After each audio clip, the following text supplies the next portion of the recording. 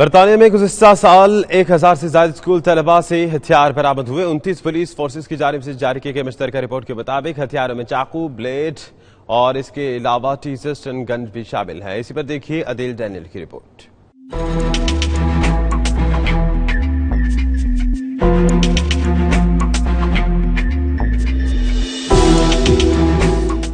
برطانیہ کے نوجوانوں میں ہتھیار رکھنے کا شوق پروان چڑھنے لگا۔ گزشتہ ایک سال کے دوران 1000 سے زائد بچوں سے چاقو، بلیڈ اور نکل ڈسٹر جیسے ہتھیار برآمد ہوئے۔ جاری کردہ رپورٹ کے مطابق اسکول میں تلاشی کے دوران ایک 14 سالہ بچے سے تلوار جبکہ ایک 4 سالہ بچے سے نامعلوم قسم کا ہتھیار برآمد ہوا۔ دوسری جانب رپورٹ پر رد عمل دیتے ہوئے اساتذہ کے رہنما جیوف بارٹن نے کہا کہ رپورٹ میں کیے گئے انکشافات سنگین ضرور ہیں مگر حیران کن نہیں۔